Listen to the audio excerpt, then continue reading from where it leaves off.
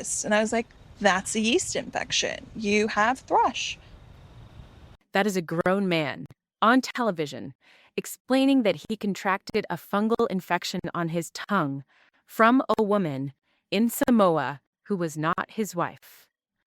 And his wife, Kalani Faagata, is sitting 3 feet away with the expression of a woman who has been waiting for this exact sentence for. And then that led all the way up until Samoa, where he did the tongue thing and the blowjob thing. So collectively, he's cheated like 10 to 12 times. She is counting. Let me repeat that because I want you to sit with it. The woman said it out loud in a spa robe under stage lighting that her husband has cheated on her between 10 and 12 discrete times. Not around 10. Not more than I can count. 10 to 12. Like he was a customer loyalty punch card 1 affair away from a free sandwich. So, Kalani, did you take the hall pass?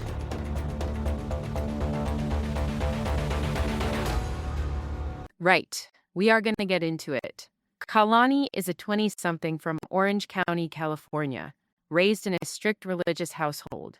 Premarital sex, forbidden. Actually, sexual anything, forbidden. In 2017, her family takes a vacation to Samoa. At the resort, she meets Asuelu Pulaa, 23, beautiful, and an employee of the establishment she was staying at. Within 7 days, Asuelu has become the first and only man she has ever slept with. By the time the plane lands back in LAX, Kalani is pregnant. And I was like, okay, this could work. Before being with Asuelu, I was a virgin. That is the sentence that ends the life she was supposed to have. Not the pregnancy, the confession of the pregnancy. Because her parents, whose entire moral architecture was built on her virginity, are now going to find out that she traded it on a beach to a resort employee in under a week. What happened between the two of you? So Asuelu went to Samoa to visit his dad. While he was there, he was going out like all the time and drinking. So you marry him. That's what you do. You marry him. Because the pregnancy is the problem, but if the pregnancy has a husband attached to it, the pregnancy becomes a family. And a family is something your parents, who are about to disown you, now have to attend Christmas with. You have, in one bureaucratic move, converted the sin into a sacrament. And this is the part the show cannot tell you, because the show needs Kalani to be a victim, and victimhood reads flat on screen if it has a strategy attached. Kalani married Asuelu the way other people get a tattoo to cover a scar, to claim the mistake before anyone else could name it. From her parents growing up. My parents, for example, was always comparing me to somebody different. You need to be perfect. You need to be perfect. Growing up, my mom, for example, taught me that my nose wasn't. That's the marriage. On camera. 5 seasons of television. 2 children, Oliver and Kennedy. 2 sons born roughly a year apart because the first baby did not fix what the first baby was supposed to fix. And so there was a second one because religious families require a pattern, and 1 child out of wedlock is an accident, but 2 is a life. She is not building a family. She is building a case. It's a coconut. Asuelu is 23 years old. He's from Samoa, and he is Oliver's father. And Asuelu, being Asuelu, obliges the framework beautifully. Because Asuelu cheats. Asuelu cheats the way other people breathe. Asuelu cheats in Samoa. Asuelu cheats in California. Asuelu cheats in what I can only describe as a timeshare scheme of infidelity spanning 2 hemispheres. And every time Kalani catches him, every time she stays. Which, on the surface, reads as tragic. Here is the pivot. It is not tragic. It is perfect. Every single affair Asuelu commits is a brick Kalani gets to put into a wall she is building toward the day she can finally, with her parents' full blessing, walk out of a marriage that she was never allowed to leave on the basis of I am unhappy. Unhappy doesn't count in a religious family. Unhappy is what you married for. But serial infidelity, that is a permission slip. Notarized. In Tongan, Samoan, English, and Catholic. Where are you going to use the money or spend the money or keep the money too? No. Since growing up, our mom always give money to the church and things, and we're not eating a nice food, and those people eating good food. Then, the in-laws. Asuelu's mother, his sisters Tammy and Masina, demanding money, demanding she send it, demanding she not call herself a wife if she won't. A family dinner turns into a shouting match, turns into a threat. Tammy says she'll beat Kalani on television, in a restaurant. Kalani does not flinch.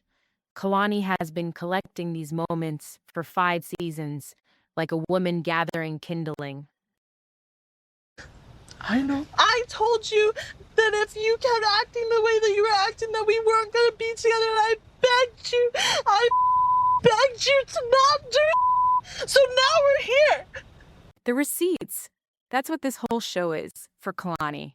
5 seasons of receipts. And you might say, no, she's a woman in love. She is trying. She is working on her marriage. I'll grant you she's trying on something, but watch her face. Watch her face on Last Resort, the exact instant Asuelu says he cheated again, this time with Thrush. She is not devastated. She is making sure the camera caught it. Ask. He didn't physically cheat on me, but he'd reach out to different girls online. Then he would buy their naked pictures online. Because here's the thing about Kalani that nobody on Reddit is saying. Her religious framework did not let her leave. Her religious framework only lets her be left. There is no theologically sanctioned exit for a woman who simply does not want her husband anymore. There is only the exit offered by his unambiguous, documented, repeated sin. Catholicism has a word for this. It is called an annulment. An annulment requires grounds. Grounds require receipts. Receipts require a camera crew. She did not pick the camera crew because she loved the attention. She picked the camera crew because the camera crew... To the resort yesterday morning, but I have not seen her since. She first calls an emergency meeting with the therapist, where she reveals to Asuelu that she unblocked Dallas. Dallas Nuez, security guard at the Last Resort Florida compound. Call pass. The open marriage concession the producers built into the show as the week's therapy exercise, in which each spouse was allowed one time to symbolically explore an attraction outside the marriage. For most of the couples, this was a conversation. For Kalani... Next is rough. While trying to keep a straight face, Kalani tells Asuelu Dallas is in town. He told me that he wanted to come see me. And it is not cheating back. That's what everyone on Reddit wants this to be. It's not. Cheating back is a verb. What Kalani did with Dallas Nuez was a philosophical statement.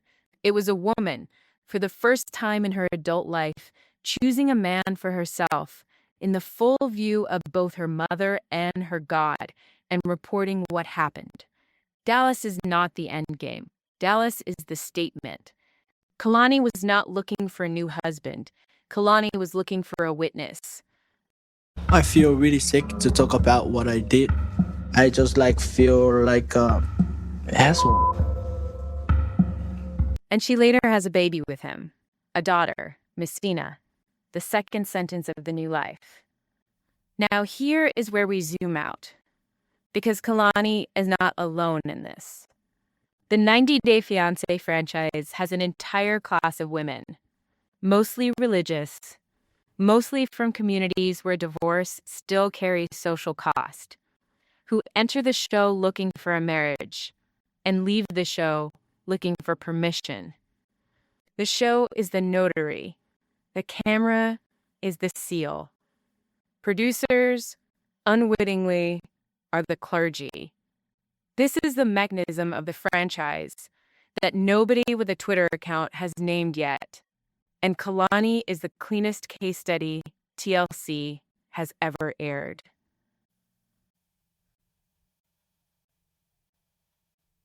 Once he got to America, it really didn't happen. And then within like a year ago, then he started online cheating. And she is not cynical. That is the thing. Kalani genuinely cried on television. Those tears were genuine. They were also operative.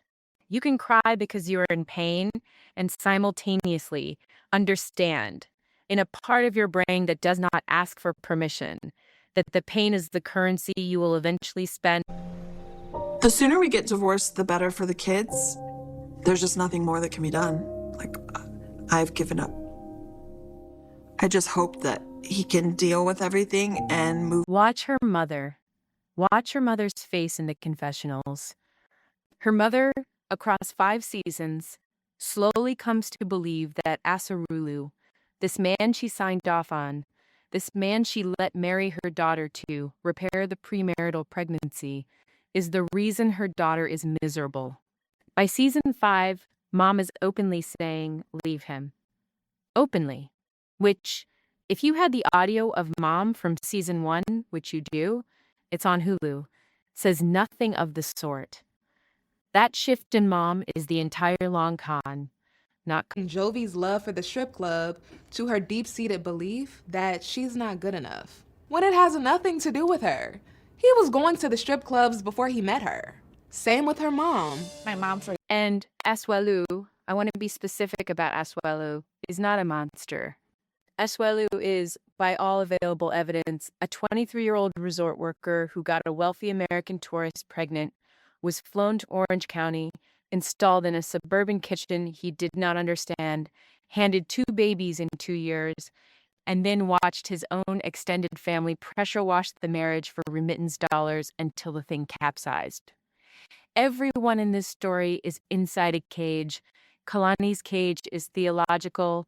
Asuelu's cage is economic. Their cages do not align. Their cages, in fact, point in opposite directions. Hers is trying to unlock from the inside. His is trying to bring the whole extended family in through the bars.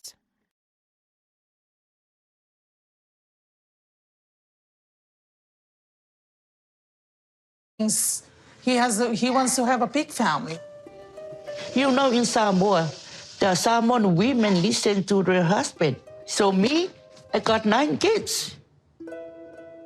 This is why the cheating never stops. It is not simply a character flaw. Asuelu goes back to Samoa, which in his frame is going home, which is where his mother lives, which is where the demands originate, which is where the version of him who is not a house husband in Orange County still exists. And in that version of him, fidelity to a California wife is a theoretical obligation, not a lived one. Samoa is anesthetic. Samoa is where the marriage stops existing. Fresh on the tongue isn't just a betrayal. It is a literal physical souvenir of the dissociation.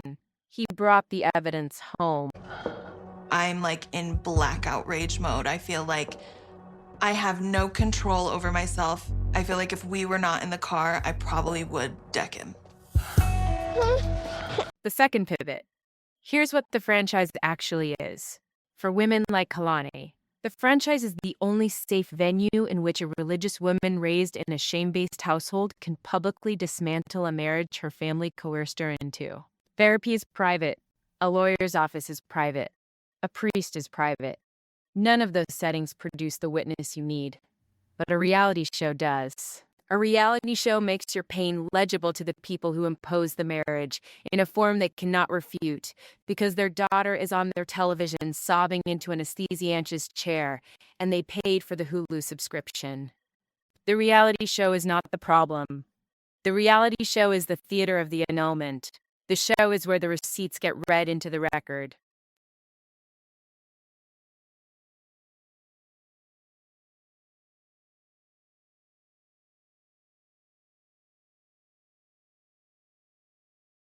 World.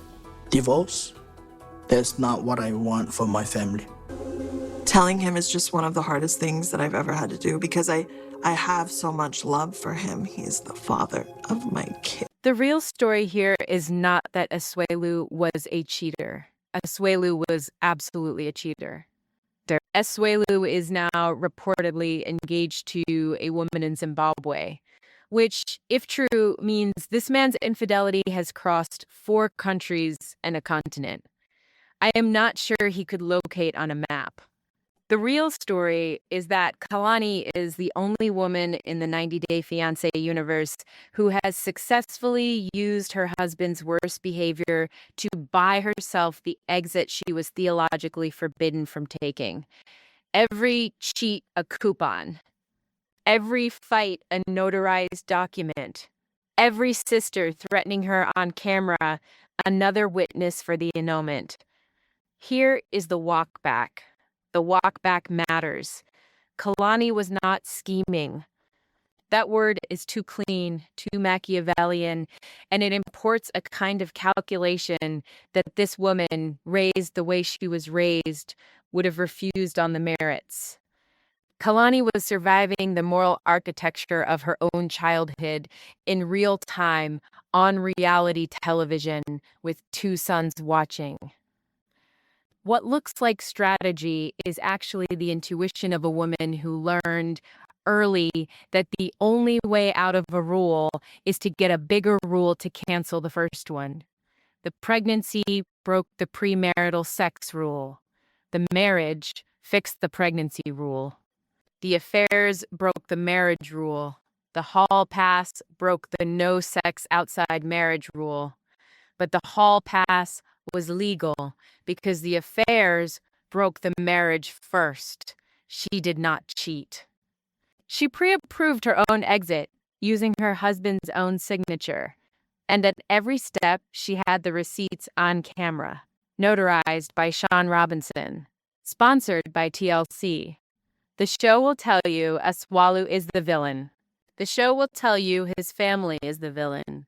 The show will quietly imply that Kalani is the long-suffering, good Samoan-adjacent wife, doing her best with a hard hand. And all of that is true, except the frame. Kalani is not a long-suffering wife. Kalani is a woman who was handed a marriage as a penalty and spent 5 televised seasons converting that penalty into a divorce her parents could not argue with. She did not leave Asuelu. She let Asuelu leave himself on camera 12 times until there was nothing left for her parents to defend. She walked out with 2 sons, a new daughter, a security guard, and a final season of a show that will be studied one day by some anthropologist as the document of a specific kind of religious daughter. Because Masina, the daughter with Dallas, is the period at the end of the sentence. Masina is not a rebound. Masina is Kalani declaring on her own schedule, in her own time, with a man she picked herself in a country of her choice, that this pregnancy is the chosen one. The Samoa pregnancy was the one that ran her life off the rails. The California pregnancy is the one where she finally owns the steering wheel. There is a reason Kalani named her. There is a reason she posted her. Masina is the only baby Kalani has that was not, at its inception, a crisis to be managed. Masina is the first time Kalani has been a mother without also being somebody's excuse. And the Asuelu sons, Oliver and Kennedy, half Samoan, raised bilingual, shelved between households, get to grow up in a post-Kalani has permission household. They will never remember the religious architecture their mother dismantled to get them there, which is functionally how generational change happens. One woman negotiates on camera across 5 seasons of basic cable the moral renegotiation her mother was not allowed to pursue, and the sons inherit a mother who made her own rules. Asuelu is in Zimbabwe, Kalani is in California. Her parents presumably are in church, and the permission slip was never about him. If you made it this far, you either love me or you're looking for something to yell about in the comments. Either way, like, subscribe, and tell your sister.